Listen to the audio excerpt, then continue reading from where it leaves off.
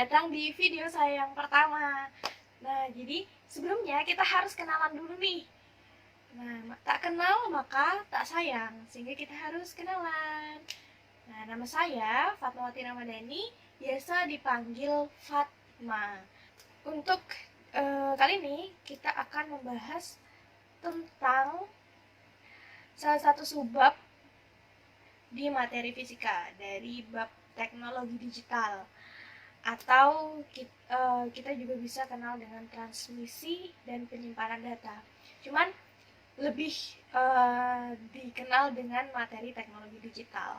Nah, materi ini biasanya dipelajari untuk siswa SMA kelas 12. Oke. Nah, kita ini sebelum kita masuk nih ke dalam transmisi dan penyimpanan data atau ke teknologi digital nih, sebelum kita menelusuri lebih dalam lagi, kita harus kenal dulu sama yang namanya data, gitu ya. Nah, ternyata ada beberapa jenis data yang biasa kita kenal. Jadi ada yang namanya data analog dan ada yang namanya data digital. Ada data analog, ada data digital. Nah, apa perbedaan di antara keduanya? Kenapa sih kok ada data analog, data digital? Apa kelebihan dan kekurangan dari kedua data ini? Gitu ya. Nah, jadi kita akan bahas nih. Kita bahas yang pertama, yaitu tentang data analog. Nah, apa sih data analog itu? Data analog itu merupakan data yang diperoleh dari nilai-nilai yang bersifat kontinu. Nah, nilai bersifat kontinu itu artinya nilainya itu mengalami perubahan secara perlahan dan halus. Jadi perubahannya terjadi secara perlahan dan juga halus. Ya, perlu diingat. Itu yang disebut dengan kontinu. Nah, apa sih contoh dari data analog ini, data yang berubah secara kontinu tadi itu apa? Nah, itu ada temperatur atau suhu. Itu kan perubahannya dia secara perlahan kan ya. Perubahannya secara perlahan. Kemudian ada juga ternyata suara. Nah, yang pertama contohnya itu bisa suara musik. Nah, kalau kalian mendengarkan suara musik itu, apalagi kayak yang musik-musik klasik gitu kan ya, itu kan perubahannya kayak tenang gitu, dan perubahannya itu secara perlahan, halus gitu ya, nada rendah ke nada tinggi gitu, perubahannya terjadi secara perlahan. Kemudian apalagi? Masih di lingkup suara, itu ada suara manusia. Jadi kan suara musik ya, itu kan berarti suara yang dihasilkan dari alat-alat musik gitu. Sedangkan sekarang ada suara manusia. Nah, suara manusia ini itu merupakan contoh dari data analog. Siapa sih yang membawa data analog? Ternyata yang membawa data analog yaitu sinyal analog. Nah, bagaimana bentuk dari sinyal analog itu? Nah, bentuknya seperti ini. Jadi ada gelombang. Nah, di sini ada gelombang ya. Gelombangnya itu perubahannya seperti ini. Jadi dari naik, kemudian turun, kemudian secara perlahan naik lagi, kemudian turun, kayak gitu. Nah, bentuk dari sinyal analog ini yaitu berupa gelombang kontinu. Jadi perubahannya secara perlahan, seperti yang sudah disinggung sebelumnya. Perubahannya perlahan nih, naik, kemudian dia perlahan turun, kemudian naik lagi, dan seterusnya. Seperti itu.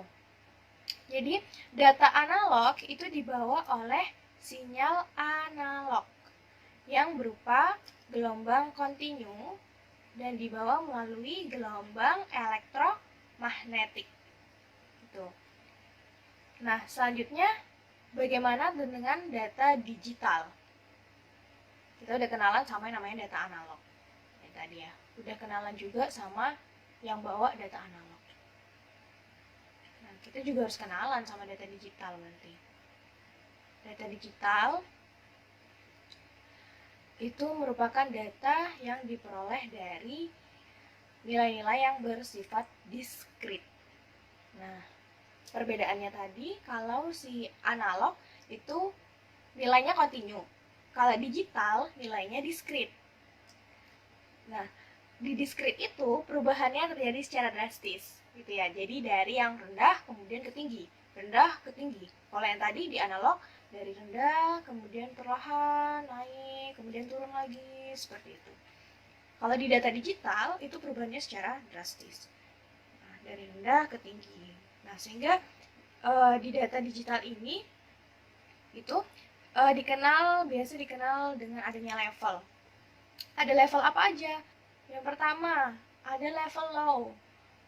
Level low itu direpresentasikan dengan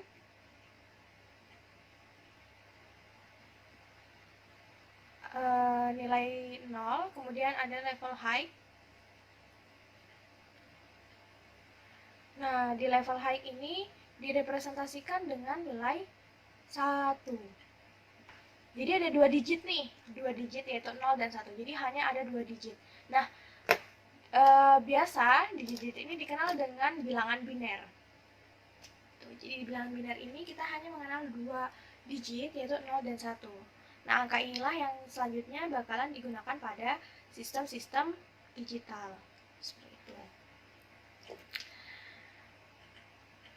Selanjutnya kita bahas nih, kenapa sih kita perlu menggunakan sistem digital gitu dalam kehidupan sehari-hari? Sebelumnya kalian tahu nggak sih apa aja perangkat yang menggunakan sistem digital itu? Jadi contoh dari yang menggunakan sistem digital itu ada handphone, kemudian laptop. Nah, kalau misalnya kalian sadari nih, ternyata handphone sama laptop tuh berguna banget kan ya buat kita. Entah itu buat komunikasi, entah itu buat menyimpan data, entah itu buat hal-hal yang berbau refreshing gitu, misalnya kita main sosmed atau enggak kita lagi video gitu kan ya, lagi snapgram, main game online gitu kan, berguna banget kan ya. Nah, dengan menggunakan sistem digital ini, nah itu akan memudahkan kehidupan manusia. Sehingga itulah kita perlunya menggunakan sistem digital. Selain itu juga sistem digital ini kan hanya menggunakan 2 digit. Seperti yang tadi bilangan biner, itu dia hanya menggunakan sistem bilangan biner. Nah, sistem digital itu hanya mengenal 2 digit yaitu 0 dan 1. Nah, angka-angka ini tuh mudah bagi sistem untuk menerjemahkannya. Jadi, kalau misalnya kita mau menginterpretasikan, mau menginformasikan data, itu baik itu berupa bentuk huruf, simbol, gambar, itu lebih mudah kalau menggunakan sistem digital gitu, untuk perangkat-perangkat. Nah, kemudian siapa yang membawa data digital ini? Nah, yang membawa data digital itu adalah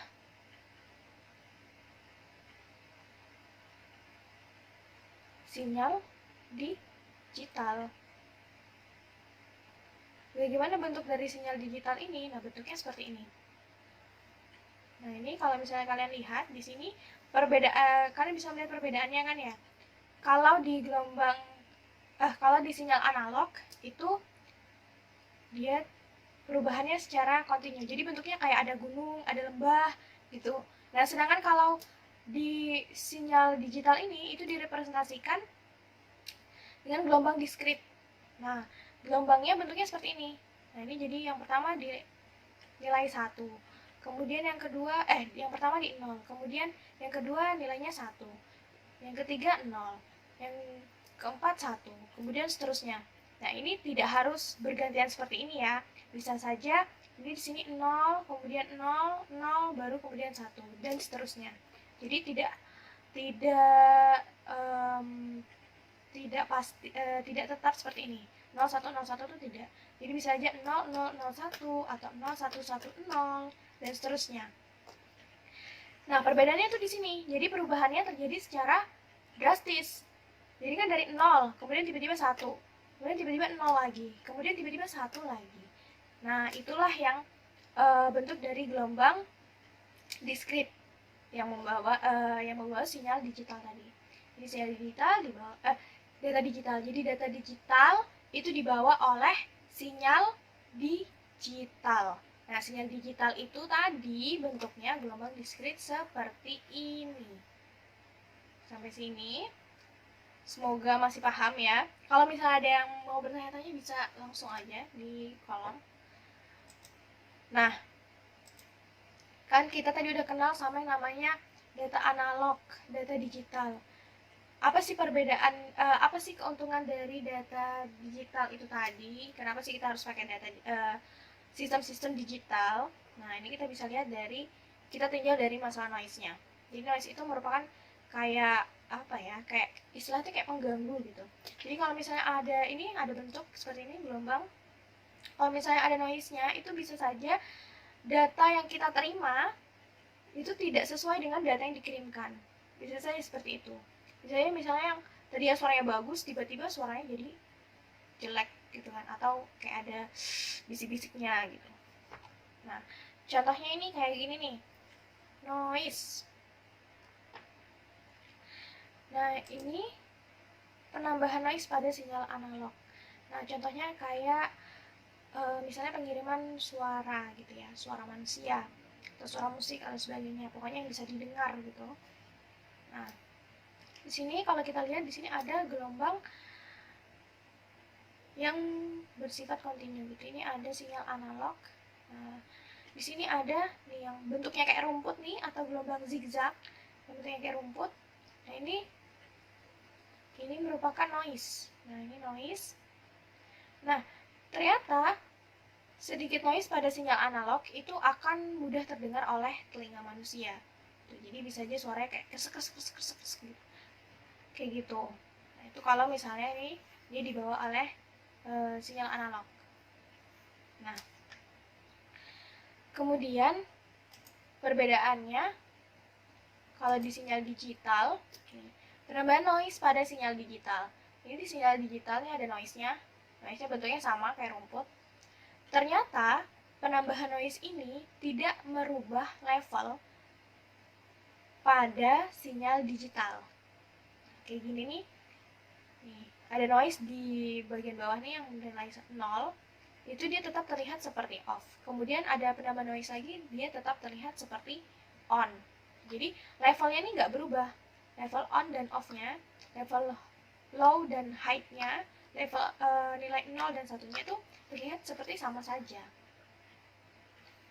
Nah, itulah mengapa dia penambahan sedikit noise pada sinyal digital ya, itu tidak terlalu berpengaruh kalau misalnya kita dengar. Nah, itu keuntungan dari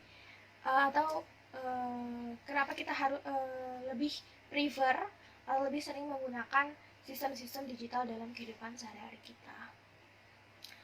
Oke, sampai sini pembahasan kita tentang data analog dan data digital. Ini pembahasan singkat.